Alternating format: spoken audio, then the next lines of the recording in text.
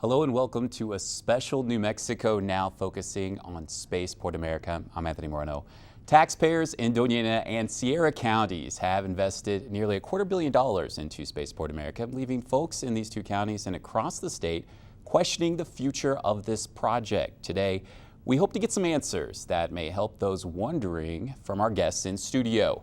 Joining us in studio is Daniel Hicks. He is CEO of Spaceport America. Also joining us in studio is Michael Aguilar, a board member with the Rio Grande Foundation, and Heath Haussamen, editor and publisher of nmpolitics.net, which recently published an in-depth investigation into Spaceport America and its future. So let's start things off with that topic, the future of Spaceport America. And I'd like to ask you guys this. Dan, what is the future of Spaceport America? Anthony, first of all, thank you so much for just organizing this panel, this forum, to allow us to help get information out to the public. One of the things that I think is so important as a leadership role in New Mexico, particularly Spaceport America, is working with the media. And so thank you very much for this. And so the future of Spaceport America is so bright. And I say that from a perspective of having spent 34 years at White Sands Missile Range and knowing where a lot of not only the military's national security interest is going, but working closely with commercial space and with NASA over the years. And more recently, when I took this position for the last 9 months now, since I've been a CEO of Spaceport America, understanding where the commercial industry is today is exciting, because where we're at today is very analogous to where you think of general aviation and Kitty Hawk, and you think of the days in the early 1900s they're just learning to fly, and then it took about 3 decades for us to really get to where commercial traffic was viable for people. We're at that same point now where space industry and space travel for cargo and for people are just at that cusp of being viable, like in the 30s, 40s with general aviation. Now we're at that point. You're going to see very exciting things happening around the nation, around the world, with our partners like Virgin Galactic or with Up Aerospace or Blue Origin or Bigelow. There's a lot of activity in the commercial space around the world. $330 billion being spent every year by the commercial space industry. And so New Mexico's role in that, Spaceport America's role in that, is going to be key. We have the natural attributes with our spaceport where it's located under the restricted airspace of White Sands Missile Range. We have such a natural attribute to be just a growing economy and a growing business. So with 5 already tenants at Spaceport America and growing, the future of not only New Mexico with the commercial space industry, but our nation in this region is going to be tremendous. I look forward to sharing more about that. Yeah, we look forward to discussing that here on this program. I want to move on, Michael. You're here representing the Rio Grande Foundation. How does your organization feel about the future of Spaceport America? Well, the Rio Grande Foundation, I think, would, the spaceport, the future of it is generally unknown. For years, we've been kind of hearing that, flights and launches are going to be taking off anytime soon. We've encountered many delays in the spaceport. Time after time, we get news of a different setback, or for whatever reason, and some of them are justified.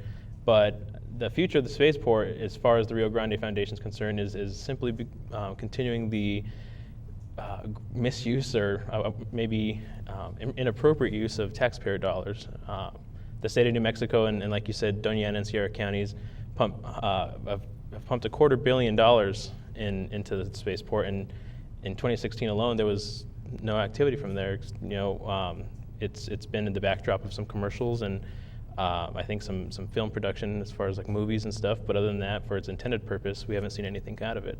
So, I would like to see the spaceport be a success, and I know that it was supposed to be self-sufficient in its original business plan, and I look forward to that day because as of now and for the foreseeable future, the spaceport is going to continue to eat up those taxpayer dollars. Okay, now I want to move on to Heath. Heath, you recently published this series investigating Spaceport America, where it's at, where it's going. What can you tell us right now, in regards to why you wanted to do this investigation and where you are right now as far as wrapping it up? Yeah, and I think that's I focused on where we are now and where we go forward. I decided I had to jump in somewhere, and the question of whether we were going to fund it happened a decade ago. So I didn't really dig into whether we should have funded it, but looked at where we are now. Is it generating economic activity for the region? The answer I found is not at the level that politicians promised a decade ago, but there is evidence that there is economic activity being generated through tourism, through Virgin Galactic, which has increased its staff here to 21 people and is potentially getting ready to move another 85 to 90 here if they can complete testing in Mojave. And when I published, some people said, yeah, they've been saying that for a long time. That's true. But what's also true now is that Virgin Galactic is closer, I think, to getting their spaceship into the air with paying customers than they have been before. It's not proof that it will happen, but they are more optimistic than they've been.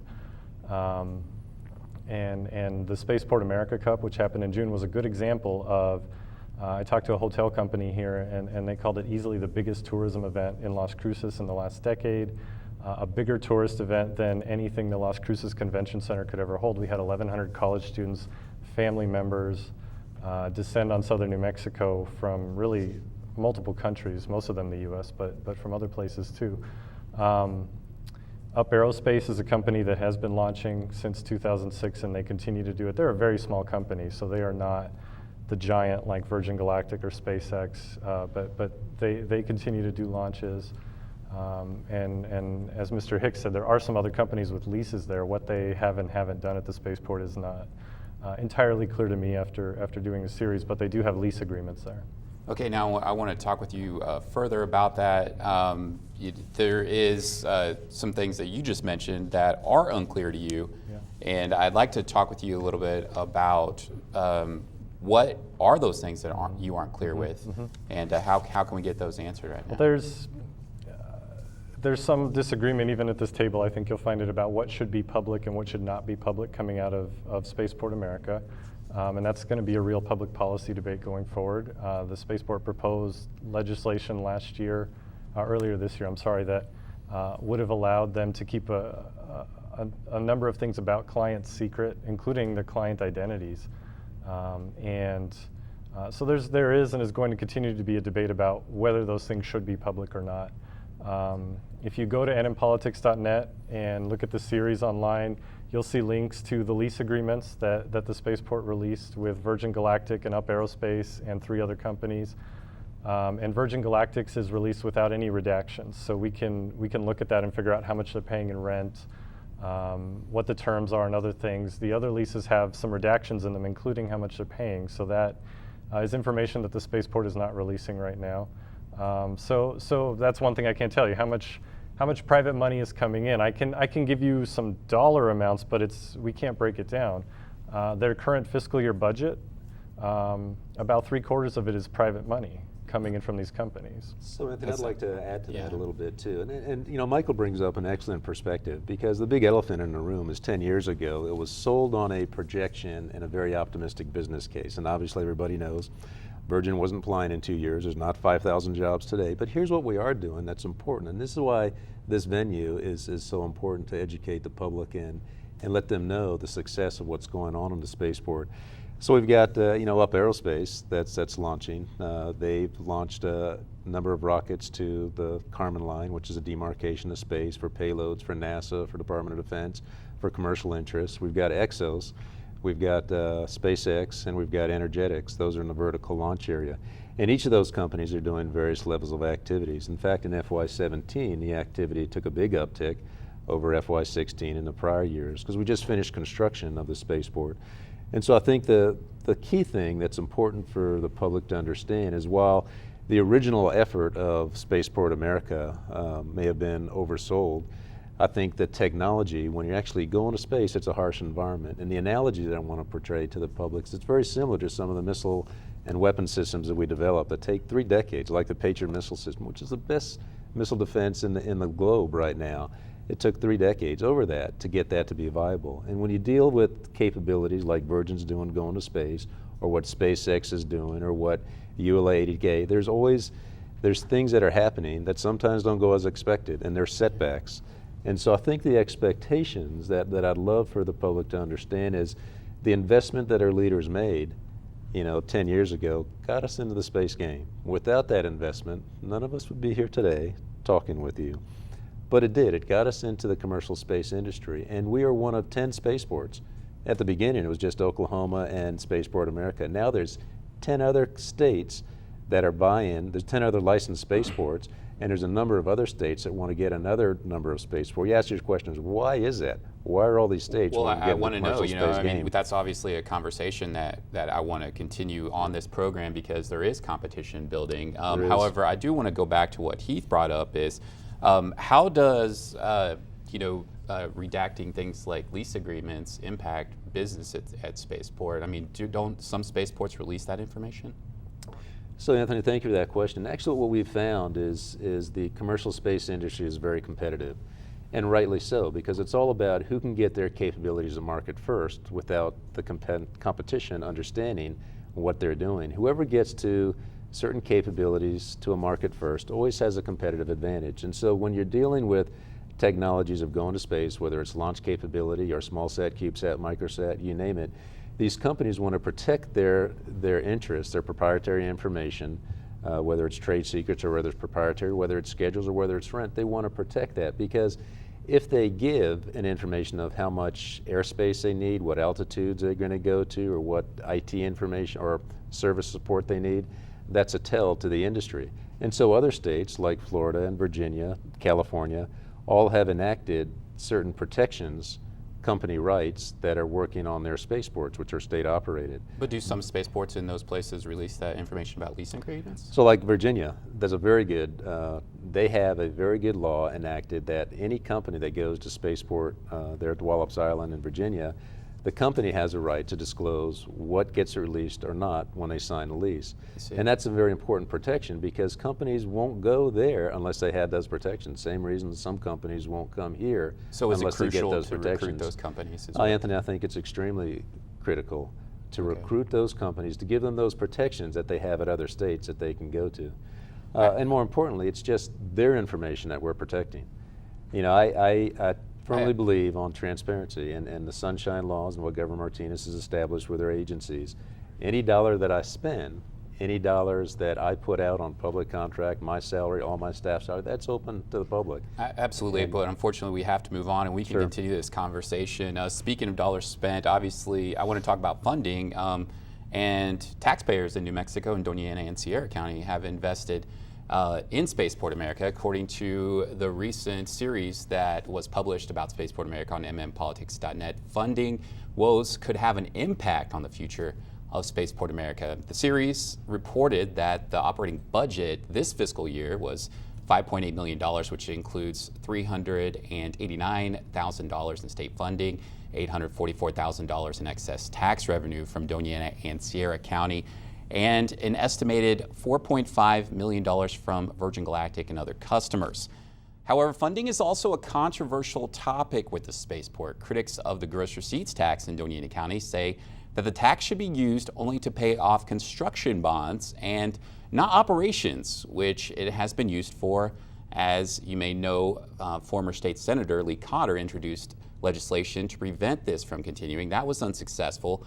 And a recent KRWG news report investigation, in that investigation, Fred Martino uncovered that the 2007 ordinance passed by the Doña Ana County Commission authorized the tax does not restrict the use of money paying off the bonds, and without a repeal, the tax will continue after the construction bonds are paid off in the next decade or so. The ordinance has a section called delayed repeal. However, no repeal date is mentioned on that legislation that was provided to us from the county. Now, Dan, I'd like to talk to you a little bit about that. Why is it crucial to have that excess tax revenue for operations at Spaceport America? So I think when the citizens of Doña Ana and Sierra County, and I was one of them, worked in partnership with the state of New Mexico to match their $150 million, they voted on a tax to grate this economy. And the way the statute was written for the tax district was very clear. It was for the development of the spaceport. So the development of the spaceport includes everything from the planning, the engineering, the designing of the spaceport. And we're only 3% of where we need to be a true transportation hub, to have access to space. We've got a lot of growth to do and a lot of progress to make in order to be competitive with the great excess DoD and NASA facilities that are on the coastal spaceports that are operating now with some of the heavy lift capability. So we've got a lot of growth. So every bit of funding that I can get, whether it's the excess pledge revenue or whether it's from the general fund or whether it's customer revenue coming in, is important for me as I continue to grow and develop. But specifically what's important for the public and the citizens to know is that the tax district laws allowed the excess pledge revenue to be used for the continued development of the spaceport, which is what I intend to continue doing. The other thing is, I think, 10 years from now, when the bonds that are existing are paid off, I think it'd be a good time to reach out to the public. I think Bill McCanley has it right in the article that Heath did, and I think Heath did a super job of looking at certain aspects of all different perspectives on various tax incentives or things like the revenue stream that I'm getting, that it makes sense to go back after the bonds are paid off and say, hey, if this economy is really going, if I've got 10 other viable customers there at the spaceport with the 5 I've got now, and we're continuing to grow, they may say, hey, let's keep this going because we're seeing a lot more jobs. I think the time to ask that is probably 10 years from now when you pay off the bonds, because you can't get rid of the tax before then. By law, it has to be there until we pay it off.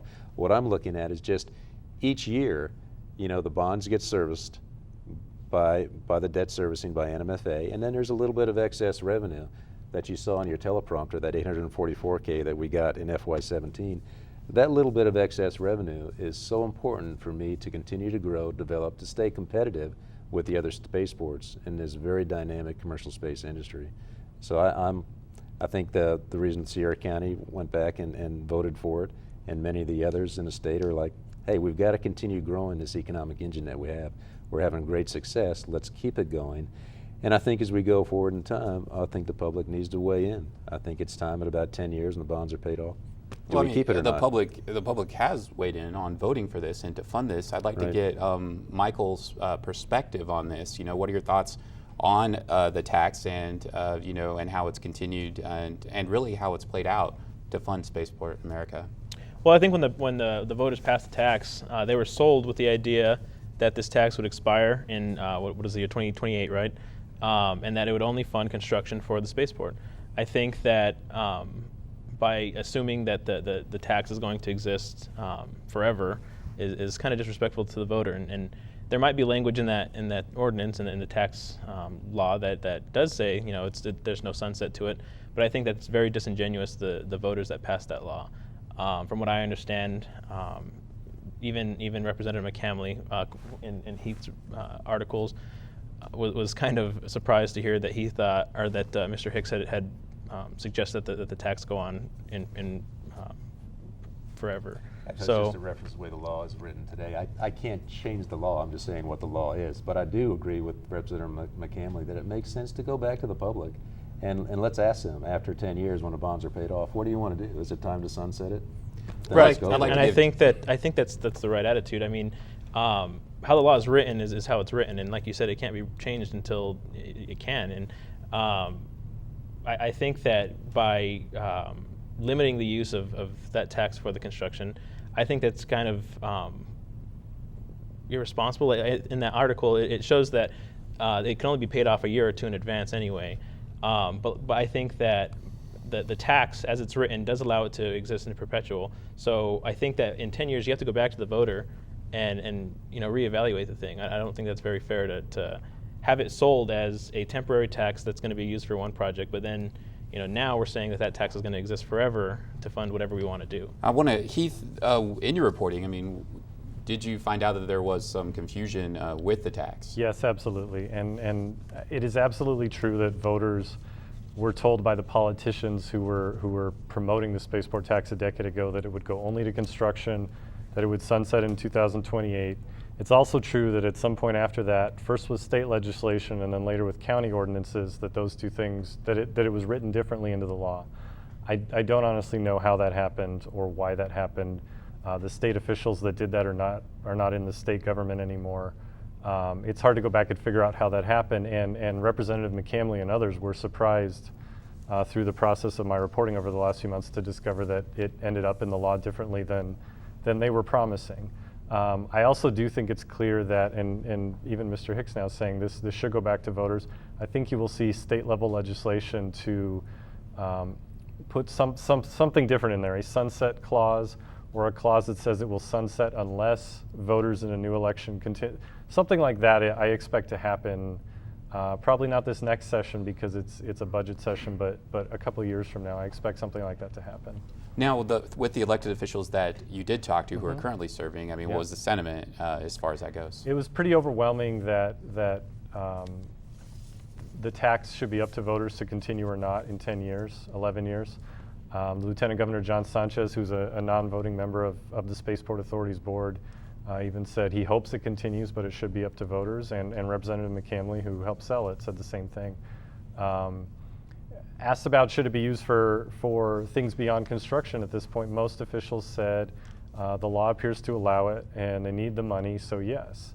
If you look at the state appropriation to the spaceport in the last 2 fiscal years, it's dropped by almost 2/3 from 900 and something thousand to 300 and something thousand now. So the state has cut its funding dramatically. Most of the operational budget of the spaceport is funded by money coming in from private companies, about 3/4 at this point, but there is this excess tax revenue, and most of the officials I talked to who paid attention to this issue said they do think that funding is critical because it sits in a bank account otherwise, or it may pay off the bonds a year or two early, but it's sitting there and it might as well be used. I'd like to talk a little bit more about the funding, Dan. You mentioned that it's important to keep the funding coming in. Heath mentioned that there's potential legislation coming forward. This year, you put forth legislation to help you, in what you said, recruit more companies. Are you planning future legislation to be introduced from a state legislator to do something similar? So I am, and again, I come from 34 years, of experience dealing with a $13 to $16 billion of infrastructure on a big range, a major range test facility base that works at missiles and rockets and taking off. And so I'm impressed coming over here to realize what this team has been doing with a very modest investment from the state. And it's incredible. It's a big investment for New Mexico to have made. But when you look at what's being spent around the nation by commercial space companies and by other spaceports, to stay competitive in that environment is going to take a lot more investment. But I am very impressed with where we're at right now today with what we've been doing. But I also realize that we're about 3% of our potential as a spaceport. 10, 20, 30 years from now, to be our gateway to our nations for access to space, there's a lot of other infrastructure that's got to be in place. And it's not all going to come from the taxpayers' back by any stretch. It's going to come from my ability and the leadership of the spaceport and the other leadership in the state to work partnerships with whether it's DOD, whether it's NASA, whether it's private companies, public-private partnerships. There's a lot of growth potential that we're still going to see and need to see in order to bring other additional companies to come. Now talking about that, how do you sell to these companies, the reasons why they should choose Spaceport America here in southern New Mexico? So we are blessed in so many ways that we have the ability to do things here in this beautiful part of our country that you can't do at other places. And some of that deals with the restricted airspace. We reside under restricted airspace that's controlled by DOD. All the other spaceports reside under airspace that can be restricted, but it's scheduled by FAA and air traffic control centers. So that makes us unique in the environment, but we're also up at a mile high. So for vertical launch capabilities, when you're taking things up, you get more payload based on your thrust and your fuel that you have to put into the rocket design. So in a long-term business case, that makes sense for companies that realize, hey, I can get another 6,000 pounds of just, depending on their technology, of payload. That's dollars to them long-term. Every payload that they get more weight on their rockets that they launch vertical, that's a big incentive to come to a higher altitude. Then let's just look at weather. Most of the days here it's sunshine and beautiful weather. You look at along the coastal areas, dramatic effects, devastating effects from hurricanes, for example. That's going to happen whether we like it or not. It's going to happen on our coastal spaceports. So ultimately, when you look at a long-term business case, where do you want to be? Do you want to be in a location where it's sunny most of the time, where you're up at a mile high, where you already have don't have to deal with salt corrosion or tornadoes, earthquakes, hurricanes. That's a strong business case just in itself, plus the fact then that we have the restricted airspace, surface to unlimited already with our partnership with White Sands. It makes for a strong selling case just on its own. That's a pretty unique thing, but I'm also curious, with the restricted airspace, can you tell us, like, are there any studies or any experts who weigh in on aerospace who say that this is definitely a plus for commercial space travel, where a lot of the investors here in Doña Ana and Sierra counties, put forth their vote for the spaceport, thinking that tourists were going into space. So, is there any studies that people can look up and find some real hard data on the restricted airspace really playing a role? So there's kind of a couple tangents on that question, if I understand it right. If you look at studies on why is space important, if that was commercialization of space important to us, I think there's a myriad of information out there on the web that talks to the benefits of human and mankind about going to space, doing manufacturing or pharmaceuticals, or just the ability to get technology that you can't develop here on Earth. There's so many examples of things like microplating on film, on these chips and substrates, where in a gravity environment here on Earth, you can only go down to a certain micron level film, but up in space you can go down even more. So that'll allow us to miniaturize things even more than we can today. That has applications throughout our lives, whether it's for medical implants, things that have to be really tiny in our systems, in our bodies, or whether it's things that we can use just for infrastructure, or you look at the computers, you look at our cell phones that we have today, the bricks that we started out with, just a decade ago to what we have now, and things like that will continue to improve, and the applications in space will allow us to get there. It was interesting, I was at a conference in San Francisco about a month ago, and it said, why is it important to go to space for mankind, for humans? And there's kind of two thoughts. One is we just have this natural desire to explore, to see what's beyond the next valley, the next mountain. I mean, if we didn't have that natural, we'd all probably still be in Africa somewhere. I know, we all definitely, are familiar with the narrative and of wanting to go to outer space, and it's very, people are very fascinated with it. Unfortunately, we need to get to our questions. And then the last point is then there's a science behind it. There's a mandate that NASA has been given by Congress to be on Mars by 2030. So there's materials and life sciences that we have to be able to do. And at Spaceport America, we've got that ability to do a lot of that suborbital research right now today. So doing that research is going to be important for us as humans going forward. So we're excited about what we'll be able to do at Spaceport. All right, thank you. Now we want to move to our questions with the audience. If you could please give us your name, and if you could keep your questions to around 15 to 20 seconds, that would be great. And please go ahead and introduce yourself. My name is Ron Fenn from Truth or Consequences. And I just want to ask Mr. Hicks, given the recent optimism about Spaceport America and the fact that it is built, it is there, it's a reality, why are we waiting for 10 years to ask the state to pony up a little bit to operate this in a more professional manner? I did a recent study that shows that a 1/22 of a percent statewide would produce $20 million a year for Spaceport America, which would give you an upper hand, and maybe instead of waiting 10 years to ask for money, 10 years could sink. So Ron, do you have a question about the time? That is the question, is why wait? Why not go now for statewide funding? Okay, thank you. Mr. Hicks? Mr. Fenn, that's an excellent question, and the answer is actually we're not waiting. And so the discussion about the excess pledge revenue and the taxes that Doña Ana Sierra have, we have to wait. We can't not continue that tax until 2028 till the bonds are paid off. But the other perspective is the general fund, and in the past it's been a very level. In fact, like Heath rightly pointed out, it's gone down drastically over the last few years, but every state agency has. The executive and legislative branch has been dealing with a tough economic environment. A lot of agencies have had their funding cut. Spaceport America is no exception.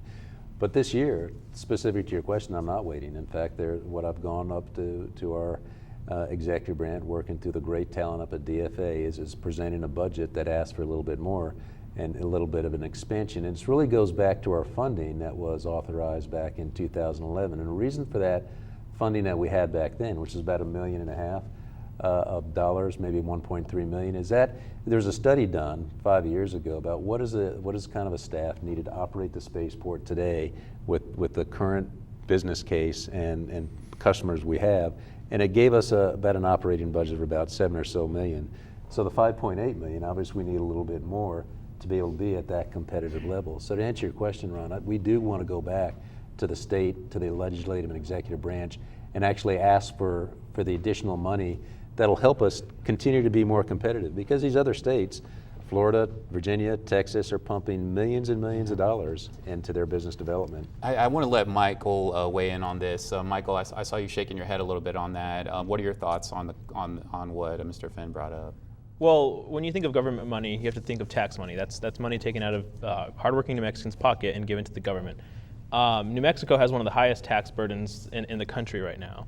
We're one of the poorest states, and by increasing funding for things like Spaceport America, things that really have so far eaten up so many tax dollars and haven't performed or returned like they said they would, you're putting the New Mexicans at a disadvantage. If you want to make Spaceport America competitive, it really needs it's an entire effort from the whole state, and that includes tax reform. That includes we talk about Virginia and Florida and how successful their spaceports are. Well, those are right-to-work states. We have to talk about a complete overhaul of our economy and attracting business here and investment into our community, and that doesn't mean government investment. That means private dollars to invest in these things. That way, the government can focus on the basic tenets of what government should do, rather than funding another get-rich-quick scheme that our state just seems to love so much. Okay, I want to get to the next question, but Heath, real quick. Let me just say quickly, you're talking about private investment, and one thing I found with Virgin Galactic is there is a private investment that's happening beyond the money they've given the spaceport. They say they've spent about $10 million with New Mexico companies since 2010. They held a public forum in Las Cruces recently where they were talking about all the things they're going to need, services, once they actually start flying here. They were trying to give New Mexico businesses a heads up so they would be in a position to compete for those contracts. So some of that's happening. I also just want to say quickly, part of my research was looking at Virginia and Florida, and their states, not local counties, but their state governments are investing a lot more in their spaceports than our state government is. I don't really expect to see that change. I expect Mr. Hicks to ask for more money until or unless Virgin Galactic flies. I just heard that over and over from legislators and others that they need to see that thing happen. So we'll see what happens. I think that Virginia and Florida are states that can afford to invest more into things like this. New Mexico. Well, I mean, you brought that up, and Heath brought that up as well, and we can get back to that, but I do want to have our audience questions answered. So please, if you could introduce your name and your question. Thanks. Excuse me. My name is Bob Hearn. I've been an opponent of the spaceport from the outset because it never made sense to me. I'd love to see it make sense and go and be successful, but right now it looks like everything's pinned on Virgin Galactic being successful. So do you have a question that you specifically what if want? Virgin Galactic is not successful? Is there a plan B? There you go. So good question, and it's actually not Plan B or A or anything. Virgin was one company that's our foundation tenant that years ago established an incentive for us to start into this business. But the Spaceport America funding wasn't just for Virgin. They're just one of many tenants. And what we've seen already today is we've got 5 tenants. Heath talked about the Spaceport America Cup that we just did in June. And let's think about that for a second. That's a cup we did. It's an intercollegiate rocket engineering competition that started in Utah in a place called Green River by 2 universities. It grew to about 40 universities, and then a year ago it got to be too unsafe and logistically hard to support this. So they came to Spaceport America. It grew to 116 universities that registered from around the world. All 6 continents, 12 countries came to Spaceport America to compete in the intercollegiate rocket engineering competition. So that's over 1,100 students, some of the best and brightest young women and men that are getting ready to go into the workforce, all coming to New Mexico for a week to do this competition, plus the recruiters. So you had all the big name commercial companies that were there looking at this talent pool coming to Spaceport America. And so why did they come to Spaceport America? They came because we actively reached out to them, but they also came because we have the only real venue that has access to space to do these competitions at the academic level. And so there's a big business case just on that alone. So some might even submit that even if we were just to support the academia and research, Spaceport America would be a success. Obviously my vision, and the rest of, I think, people that understand the commercial space industry aren't just resting on those laurels. We're going to go for everything. We want to be a true low Earth orbit and a true transportation hub, and we'll get there. We'll definitely get there. We can get there much faster with the right amount of funding and support from various companies and legislators and executive branch. But today, we're successful, and all the up launches we've done. In fact, I've got a whole briefing that'll take hours to sit down with you that goes through the 100 rockets. We've actually launched 100 times at Spaceport America already. A lot of people don't understand that unless they have the ability, like you do, to come to a forum like this and ask questions. So I really appreciate your question. Even if Virgin were not to fly, if their company were to go bust, we still have a strong business case and a strong group of partners that we're working with today that'll keep Spaceport America viable to go forward. It troubles me to try to make sense out of what you've just said. We've got a $225 million runway and hangar up there, which have nothing to do with a bunch of kids coming in and flying little rockets. Mr. Fenn, do you have an additional I'm question, heard. sir? Yes. Okay. He just spoke for like 10 minutes. I know, answering and I my would question, like to give you a and chance, but we want to focus on the questions. So okay. he can, There our needs to panelists be can answer. some business, some actual business. The Strata launcher is coming with Paul Allen's support. Blue Origin is coming with Jeff Bezos' support. SpaceX is doing things. There are other companies. Do you expect any of these companies that are on the boards now to come to Spaceport America? And if they do, what of the additional runways, parking lots, and other facilities you've talked about will it take to support them? Thank you. So good question. One of the last jobs that I did at White Sands was look 30 years into the future, and I did an in-depth study with 18 scientists, engineers, and it took a year and a half to look at what White Sands missile range looks like in 2046, and was able to finish that study for General Coffin and Paul Mann. But what that means is that took a long time to pull that study together to be able to understand what the range needed to be. But we looked at all of the technology trends, not only the threats that our nation was facing, but also the technology, new technologies that'll be out there, whether it's artificial intelligence components, space applications.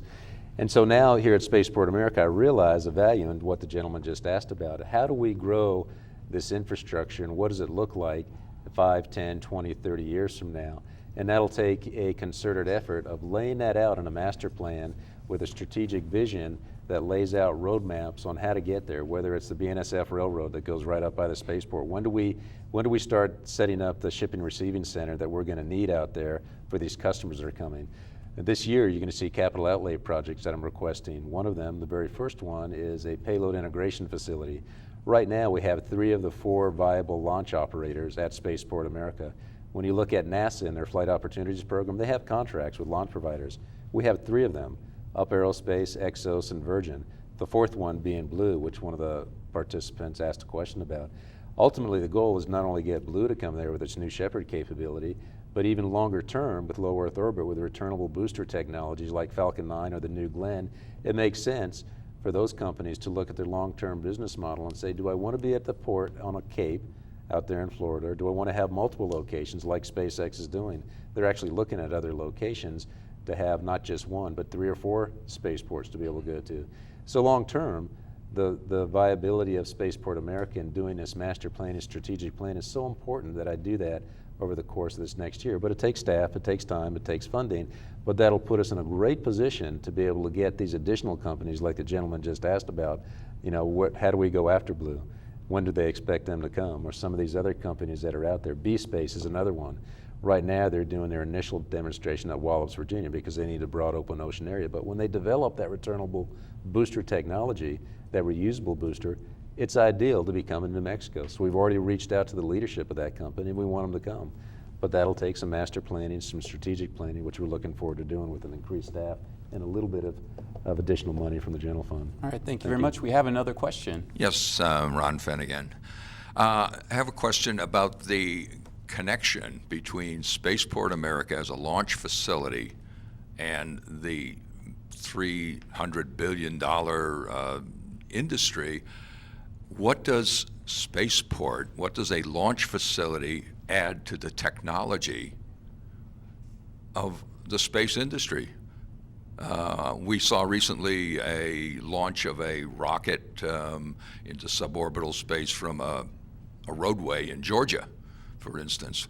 What is a launch facility have to do with the technology of the companies that bring it into the facility and launch it? Okay, thank you very much. So I think the answer to your question, Mr. Fenn, goes back, if you just look at all the facilities that DoD and NASA built from the 60s on to go to space, it's not something that can just be a simple tech demonstration like happened out of Camden, Georgia, where there was just a temporary restricted airspace and just a quick little motor check of a rocket going up for a few thousand feet. You need to have a lot of infrastructure and facilities to be able to support getting a capability up to escape Earth's gravity and go up into space. That takes a lot of infrastructure and a lot of processes and procedures to allow safety of flight, so you protect the public that surrounds you. And so you look at the billions of dollars that federal government has spent in NASA, DoD, NOAA for those capabilities. That takes time. So having a facility like Spaceport America is critical. It's just the launch capability that we have out there, the vertical launch area that you saw the other day and a horizontal launch area, allow companies to start to come in to grow some of their business base. But it's not just the launch capability that we're interested in New Mexico. It's the whole logistical support capability, the manufacturing processes where they start to locate. It's actually the whole commercial industry to become a true portal to space that deals with transportation, it deals with terminals, it deals with access of airports, of the highways, of railroads. It's really creating a port. If you look at civilizations in the past where their economies really grow, they always historically grew around a port of some type, usually a seaport, because going across the ocean years ago was the way most people traveled. But port mentality is what we're really looking at here in New Mexico. It's not just a launch capability of a pad out there. It's actually all the infrastructure that goes to allow us to be able to get to space and access to space, that's part of the vision that our leadership had even 10 years ago. It wasn't just a partnership with Sir Richard Branson. It was actually to create a spaceport, a real port to space. There's a great guy that many of you know, Kevin Boberg, and many other leaders at the time that looked at what was a vision that this place could be and to grow this as a real port. And that's what I'm continuing today, is to be able to turn Spaceport America into a real port for our state, but also for our country, where the space industry commerce as a commerce center will focus here to include everything, not just the launch capability of a pad, but to include all the transportation and logistical support service that are needed to make that a reality. All right, now we have another question. Yeah, thank you. On the line of the additional preparations and bringing the spaceport up to become a reality, I think when we all were presented with the original proposition, it was, here it is, vote for this and build the spaceport. We'll have it. And now you're helping us to understand that that's really not the case. This is the first step. And as you said, it's like 3% there. Can you help us really understand?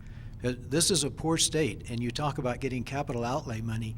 We have people up there constantly from the cities, from the counties, from nonprofits, from utilities, trying to get capital outlay money to keep things running. If you're coming in from the spaceport to basically tap that same fund, we have just a bigger problem. So we really need to know the priorities and how that money should be spent and how much it's going to take before we actually can bring the spaceport up to a point of becoming a reality. So I know you don't have the numbers now, but can you help us to begin to understand, seriously, this is what we're facing as the citizens of the southern New Mexico and the state in order to bring this thing up to its full potential? Thank you, Anthony, and thank you for your question. You know, I think we've got a great set of leadership in executive and legislative branch in New Mexico that are really struggling with a tough downturn in oil and gas revenue and other revenue in the state, and they've had to make some cuts. So one of the things that I think that they have also acknowledged is that it's so important not to cut your seed corn, if you will, to ensure that you are growing the economy in other areas. So we're not just relying on federal dollars with the energy or military dollars spent in the state, or oil and gas, or agricultural, that you support other economies that can come into the state. So you look at leaders, you know, not only in our state, but in other states that look at a diverse economy, the best way of ensuring that you have a good, viable growth is to ensure that you don't just focus on one or two sectors. You want to broaden it. And one of the reasons I think is important when I talked about the study I did for White Sands Missile Range, what happens in the emerging technology and threats and trends that are out there as a range to react to those and put roadmaps in place, is we looked across the spectrum of artificial intelligence components, of communication theories, of a lot of things. Most of those types of technologies, if it's computers, it's chips, a lot of that, or medical things, can be happening anywhere in a country. There's a few things that New Mexico can support that other ones can't. One of them is a commercial space industry where we've already got the high altitude and so many natural attributes that allow us to access space. That's an economy that we have the advantage of as a state. And that's where, even though we're a very financially constrained state at this point in time, investing in that part of the economy is so important to us as we grow going forward. Because I tell you, other states that would love to be in this game don't have the position or the natural attributes that we have. And that's why I think your question is, what are the leaders going to do going forward? That's going to be important. They have to set those priorities. But I think what you're going to see is they're going to focus on things that'll allow the economy to grow so we'll be a little more diverse in New Mexico. That actually wasn't my question. Well, I mean, I see where you're coming with your question, and I want to get into that a little bit more. But yeah, how do you sell the long-term vision of people that to people who are struggling in the state, struggling check to check, and to say this is a long-term vision we have here at Spaceport America. What do you say to those people who are questioning that when the investment that the state has made?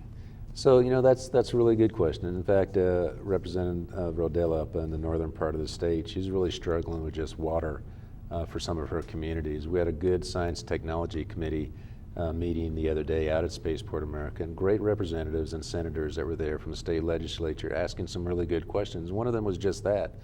And one of the things that it all comes back to is getting a stronger economy in the state that'll allow a bigger tax creation, a bigger ability to get more revenue to support then the other needs of the state that we desperately have, like many others. If we have more of a revenue stream coming in, just like our neighbor Arizona, they've got a large revenue stream coming in to support their needs in their states. We can do some similar things, becoming a very pro-business friendly. I think, Michael, you mentioned something about that in your early discussion. How do we get that pro-business kind of mindset even more entrenched here in the state? And so setting some priorities to your question of the importance of spending these dollars very judiciously is important. There's money in the state, as tight as it is. There's great assets like Department of Cultural Affairs, New Mexico Space Museum in Alamogordo, great facility. It's getting $1.3 million from the general fund every year. It should get every dime of that. Oh, we understand. And so that's where I think it's important that as you look at where the money is being spent in the state, you want to focus and keep the things that are really important, whether it's tourism, whether it's EDD, because those are what drive additional revenue coming in, and you want to keep them going.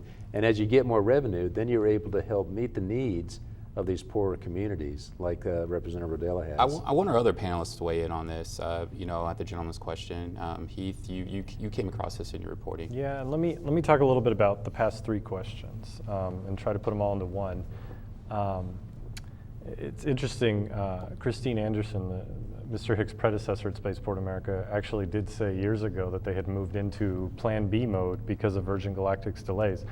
I don't actually think that meant coming up with a new plan. It meant accelerating other things the Spaceport had been talking about more quickly, because voters, legislators, and others had been told Virgin Galactic, Virgin Galactic, Virgin Galactic. It didn't happen. They had to think about other companies and moving forward more quickly with other things. The sense I have after reporting for this series is that legislators and others are still waiting to see Virgin Galactic, and that's the thing that is going to give some breathing room if they can get into space with paying customers. If that didn't happen for some reason, it'd not only be a big dent in the Spaceport's operating budget, but I think it'd be a huge dent in public opinion. I certainly heard from even some of the biggest skeptics in the legislature that after meeting with Mr. Hicks and the new team at Spaceport America, they wanted to give him a chance, but this Virgin thing, it better work, or we better see a really new big anchor tenant. And that's the other thing. The last thing I want to say is the Spaceport does have some other tenants. That is true. It does not have another biggie that we see doing all sorts of big, SpaceX or Blue Origin or some of these others. We have one of those right now. We do have a lease with SpaceX, and if you want to talk more about what they're doing at the spaceport, I'd love to hear about it. But right now, Virgin Galactic is our biggest tenant by far, and so we don't have another really big tenant lined up yet. That doesn't mean it can't happen or it won't happen, but I do think there is a lot riding on Virgin Galactic for Spaceport America right now. Not everything, but a lot. Michael, you want to weigh in on this in regards to what Heath just addressed in the gentleman's question? Sure. So I kind of touched on it earlier. Like I said, the Rio Grande Foundation, I'm sure everybody in the state of New Mexico would like to see the spaceport be successful. And to me, being successful means being able to sustain itself without more money from the state government or from local governments. And like I said, the only way to do that is to encourage and attract private investment in our state and in our communities. I think single-handedly the most effective and quickest thing you could do to attract private investment and to attract job creators and organizations and companies that could help that would be to make New Mexico a right-to-work state. Like I said, Virginia and Florida are both right-to-work states, and we talk about the successes of their programs quite a bit. I think that tax reform is sorely needed in this state, and we had a chance at that at this past special session, but that didn't happen. Maybe it wasn't appropriate for a special session. That's not the point. But the point is that we need tax reform. We need to drastically change the culture of the state to attract that private investment. And in doing so, hopefully we can snag a SpaceX or a Blue Ocean, or just increase the operation at the spaceport with the tenants that we do have. So those are my thoughts on the ideas of it. All right, and we just have a few minutes left in the program, so I think this will be our last question. Okay, just real quick. Mr. Hicks, it was kind of news to me, but you said today that you were about 3% of the way toward, I think, a fully complete spaceport. That's at $220-odd million invested.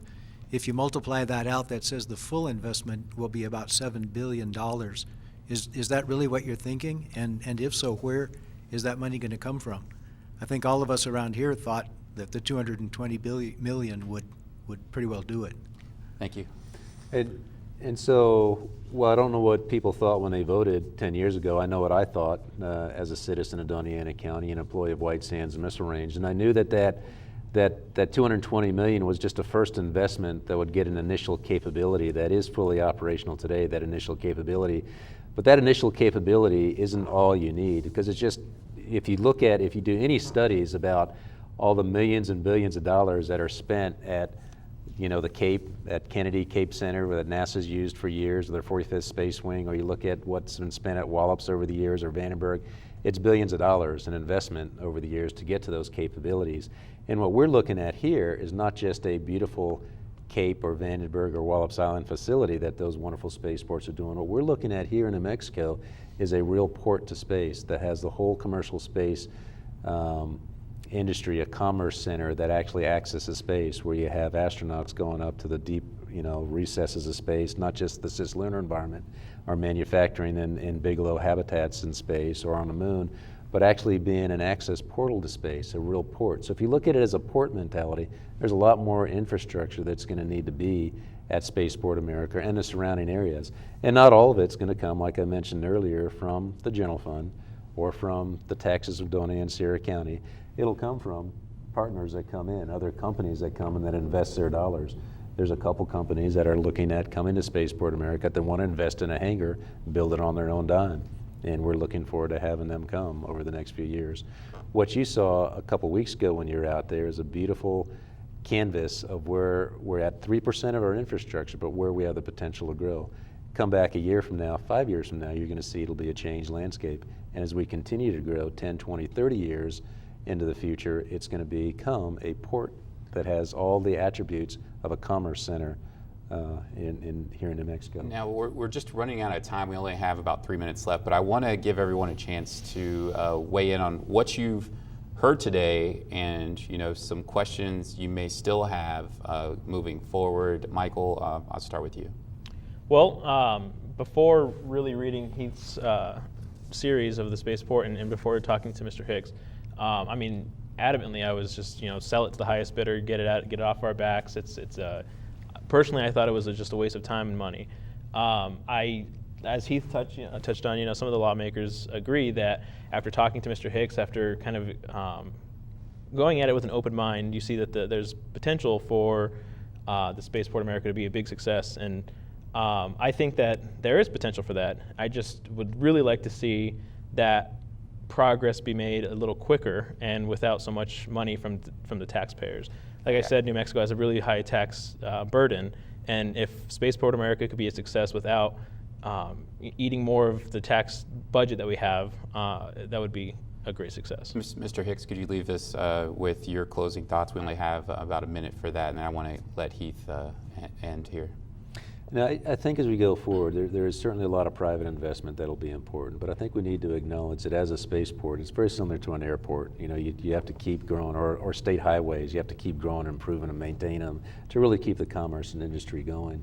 But I think the pleasure I've had over the last 9 months, every time I've had a chance to sit down with someone and talk one-on-one, whether it's Senator Gomez or Representative Longstrom or Representative Rodello, it's always like, wow, I didn't understand that. But that's what I've done for 34 years, dealing with DoD and the industry. Now with the space industry, very similar. You get that expertise, and knowing what the potential is so rich. And so when I'm able to sit down with the leadership team that's at the spaceport, we're able to sit down one-on-one, I think you'll see where we can go and what we can, not only what we're doing today, but more importantly where we can be. And we're excited. There's a strong potential, even more so. Thank you so much. Heath, what are some thoughts that you have as we close up this forum? As a reporter, I try not to form really strong opinions about these sorts of things. And in the course of reporting this story, when I had an opportunity to have some independent economists review the spaceport's finances and sit down with Mr. Hicks, and they said, wow, you're actually probably doing better economically than even you all know. That was the moment I realized this wasn't all a bad news story I was working on, that there was some optimism among experts, and my job is to go where the reporting takes me. Can New Mexico actually realize that? Can we do it? We sort of have a history of not trying big things and maybe mishandling them when we do try them. But I saw some optimism, and I think we'll see what happens in the next year or two with maybe some new customers and also with Virgin Galactic. Thank you so much. Now, that's all the time we have. I want to thank Dan Hicks, CEO of Spaceport America, Michael Aguilar, he's a board member with the Rio Grande Foundation, and Heath Haussamen with nmpolitics.net. Remember, you could always follow us on Twitter at KRWG and give us a thumbs up on Facebook. And for future programming announcements, you could always check out krwg.org. We'd also love to hear your story ideas and topics for New Mexico Now and other programs we have. You can always email us at feedback@nmsu.edu. And a special thanks to our audience who joined us as well. And thank you for joining us for this special New Mexico Now. I'm Anthony Moreno.